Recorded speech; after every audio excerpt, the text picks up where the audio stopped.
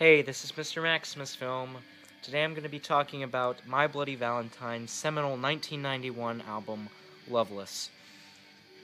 In light of My Bloody Valentine releasing their new record in 2013 called MBV, I wanted to take a look about this record and just how it sounds to me now that I've heard the new album, and that there's something else kind of to compare it to put on a scale with. For those of you who don't know, My Bloody Valentine is a very important, important sounds pretentious, but very well-known, very foundational shoegaze band that was active throughout the 80s, more as a kind of goth rock band, but then really dramatically shifted their sound in the turn of the 80s to the 90s with albums like Isn't Anything and then Loveless. Loveless is really considered one of the most, foundational shoegaze records ever. But what I find really interesting about this album is that it's just so guitar driven. A lot of other shoegaze bands focused a lot on pedals and studio trickery and effects to make the same kind of sound as My Bloody Valentine was making, but My Bloody Valentine really focused on the guitars, as you can tell by the cover, and as you can hear, all of the effects on this album are guitar-driven. They're manipulated guitars, and I find that really fascinating and really unique for this band. They really knew how to create a very signature sound for this record. Kevin Shields is the main guitarist, and coupled with Belinda Butcher's vocals, I don't think she gets enough credit for what she did for this record, and because everything sounds so hazy. Just so dreamy, out there, spacey, and while you have the spaciness, all the pitches are being bent and shaped. It's like these noises that are being bent and shaped to these different pitches. It's very unique when you first hear it, and it's like nothing you ever heard before, rather. But what I also like a lot is Belinda Butcher's vocals on the majority of this record, because they're just so perfect for what Kevin Shields was trying to do with the instrumentation. They're very understated, they're very quiet, and you can't understand what she's saying. And this is perfect because you don't need to understand what she's saying. In fact, if you understand what the lyrics are, a little bit of the album is taken away because there's that mysterious aspect to it. There's that primal aspect to it that it's just noise. It's just noise. It's noise being bent and twisted into these different sounds, and that's what I really like about this album. Belinda recorded her vocals in the morning. Sometimes Kevin would wake her up, and he would make her record the vocals in the morning. So you get that effect. You get that very hazed, confused kind of sound a lot of the times. This album, each track, it's not a concept record. Usually with albums like this that have such hype built around them, have such a cult surrounding them, they're often concept albums. But this album does a really good job in not becoming that. It's really focused on the sounds. It's not focused on the lyrics. It's not focused on a story. It's just focused on these sounds and what the band can do with these sounds. I'm describing in incredibly vague terms, but you really need to hear it. You really need to hear it. The sounds, sometimes, like the song that you're hearing, hopefully in the background right now, "To Hear Knows When." If you take a step back and listen to it, but listen to it very shallowly.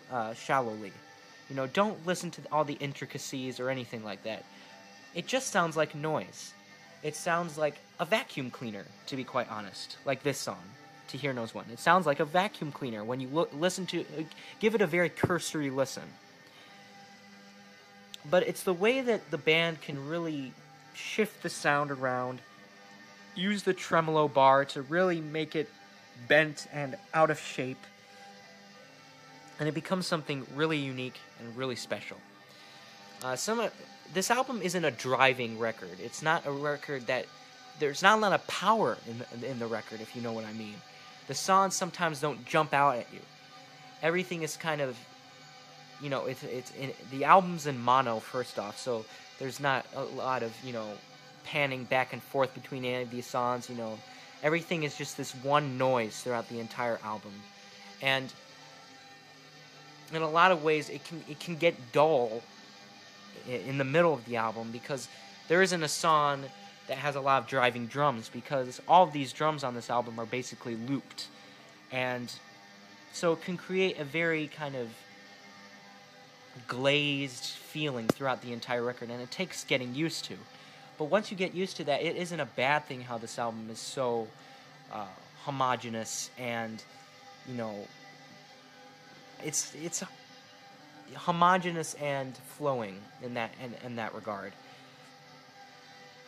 And what I'm trying to say in a very roundabout way is that it's not the most bouncy record ever. It's not gonna jump out at you.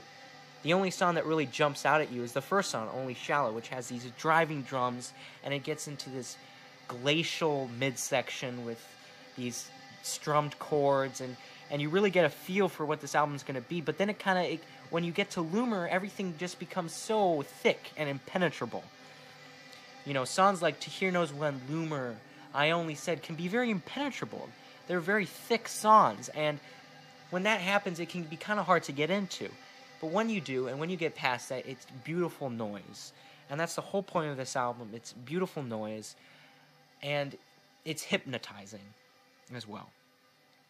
It's hypnotizing, it's beautiful, it's placid in some places. It's just a really unique listening experience. By the end of the record with the song Soon, which is just the most hypnotizing song on the album, it's kind of dance-oriented, but in a weird way where it just kind of loops and loops and loops, and you get really into this groove, and then it kind of fades away, and it casts a spell on you. A lot of portions about this album, just because how repetitive it is, because it is repetitive. It's very verse, chorus, and sometimes just chorus. Sometimes just verse. And it can be very repetitive, but that hypnotism is part of the whole experience, and it's part of what this album is going for. And if you haven't seen already, I really enjoyed this album. I'm going to give it a 9.5 out of 10. The 0.5 is because towards the back half of the record, it gets a little weak. You kind of get a little sick of it, with songs like What You Want. It can kind of get a little too repetitive. But that being said, it's still a phenomenal record, and it really deserves all the praise that it gets. And I hope I added something to your opinion about this record. I hope I gave you a slightly different point of view of the album. If not, I just like talking about albums. And I'll see you guys next time. This is Mr. Maximus Film. This is My Bloody Valentine.